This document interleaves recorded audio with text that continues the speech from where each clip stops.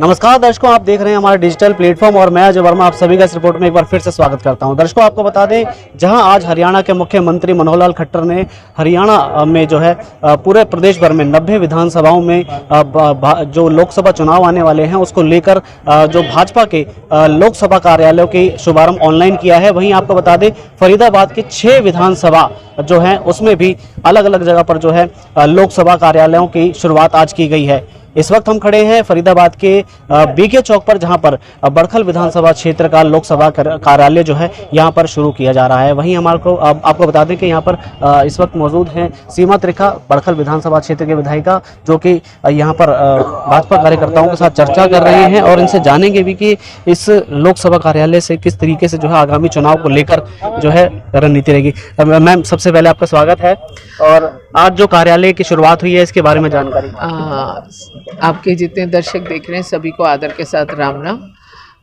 कल शाम को ही हमें सूचना मिली कि आज एक सांकेतिक रूप से कार्यालय का उद्घाटन होना और सभी जो पदाधिकारी थे, पार्टी के पदाधिकारी और जो पन्ना प्रमुख थे या किसी भी ओहदे पर थे, तो आज वो सब लोग मिल करके यहाँ इकट्ठे हुए बड़खल विधानसभा के कार्यालय में। और हमारे प्रदेश के आदरणीय मुख्यमंत्री श्री मनोहर लाल जी, हमारे प्रदेश के बीजेपी के अध्यक्ष बड़े भाई आदरणीय नायब सैनी जी, इन्होंने मिल करके अलग अलग जगह से 90 की 90 विधानसभा का जो कार्यालय का उद्घाटन है मुख्यमंत्री जी के द्वारा किया गया। और जैसा कि मेरे ख्याल से हरियाणा में अभी थोड़े दिन पहले, मुझे मालूम नहीं है किसी और प्रदेश में हुआ या नहीं हुआ, पर हरियाणा में थोड़े दिन पहले हमारे मुख्यमंत्री जी ने 10 लोकसभा का उद्घाटन एक साथ किया था और 10 कार्यालय इकट्ठे खोल दिए गए थे। आज उस 10 की श्रृंखला को आगे बढ़ाया गया। 10 की श्रृंखला को आगे बढ़ाते हुए 90 विधानसभा, तो 90 विधानसभा के सभी पदाधिकारियों को अलग अलग जिम्मेवारी जो है वो साथ में दे करके भेजी गई है।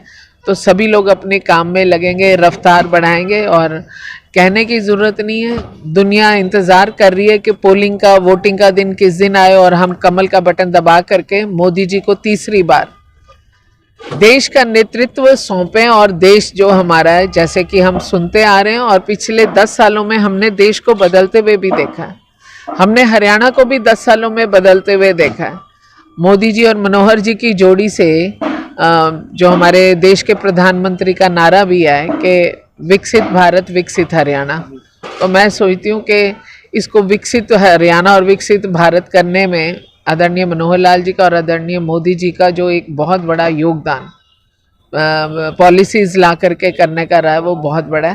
तो आज उसी सारी चीज़ के चलते हुए तीसरी बार मोदी जी को प्रधानमंत्री बनाने के लिए हर व्यक्ति आतुर है, व्याकुल है। और माननीय मुख्यमंत्री जी ने 90 विधानसभा का आज उद्घाटन किया और एक प्रकार से पूरे हरियाणा में आज 90 और उस दिन के 10 मिला के 100 कार्यालय जो हैं वो वर्किंग हो गए। जिस तरह से बात की जाए अभी बड़खल विधानसभा क्षेत्र के लोकसभा कार्यालय की, तो किस तरीके से जो है आगे जो अब बताया जा रहा है, लगभग क्यास भी लगाए जा रहे हैं 10 मार्च के बाद जो है चुनाव की घोषणा भी हो जाएगी, तो किस तरीके से यहाँ पर भाजपा कार्यकर्ता या पन्ना प्रमुख किस तरीके से जो है भाजपा की नीतियों को आगे तक लेकर जाएंगे और लोकसभा चुनाव में जो है एक बार फिर से मोदी जी को लाने का काम करेंगे? अभी जो है आज एक प्रकार से सांकेतिक रूप से हम बोलेंगे, क्योंकि हम लोग पदाधिकारी वगैरह सभी लोग उपस्थित थे, तो अभी हमारी लिस्ट भी डिक्लेयर होने वाली है।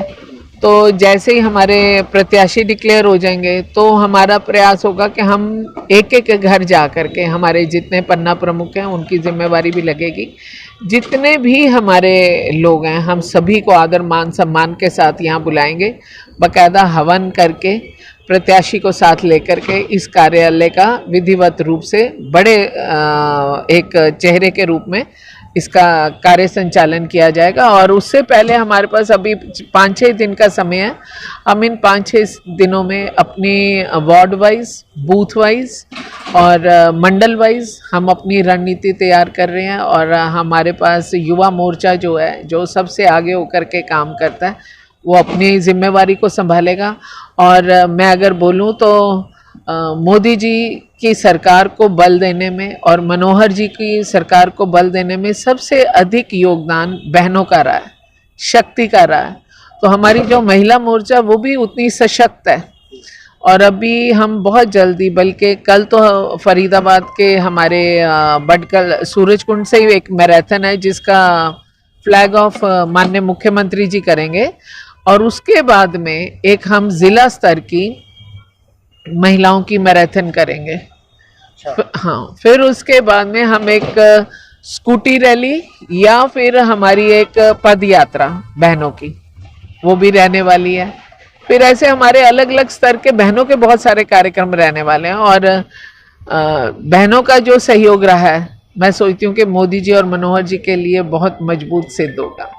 एक और जो है अभी सीएम साहब ने ऑनलाइन जब संबोधन दिया था तो कहा था 400 पार का इस बार जो नारा दिया गया है, ये सीएम साहब का भी नारा नहीं है और आदरणीय प्रधानमंत्री जी का भी नहीं है। ये नारा जनता से आया है। जिस समय राम मंदिर के उद्घाटन के लिए अक्षत वितरण हो रहा था तो उस समय लोग जो हैं बड़े दिल से दुआएं दे रहे थे।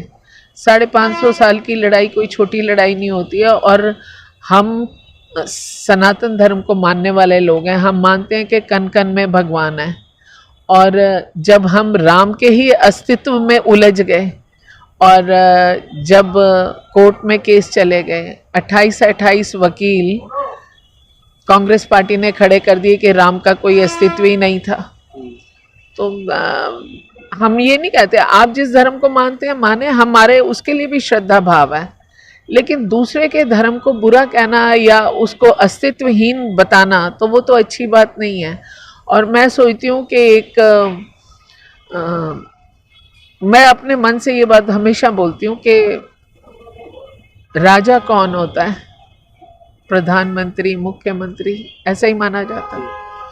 तो मैं ये मानती हूँ कि शहंशाह नहीं है जब तक वो फकीरी ना पाले, और फकीर नहीं है जब तक वो शहंशाही ना पाले। हमारे देश का मुखिया ऐसा शहंशाह है जिसको लोग फकीर बोलते हैं। तो मैं सोचती हूँ कि सही मायने में हमारे मोदी जी ने और हमारे मनोहर जी ने फकीरी की जीवन को चलाते हुए देश को शहंशाही की तरफ ले गए।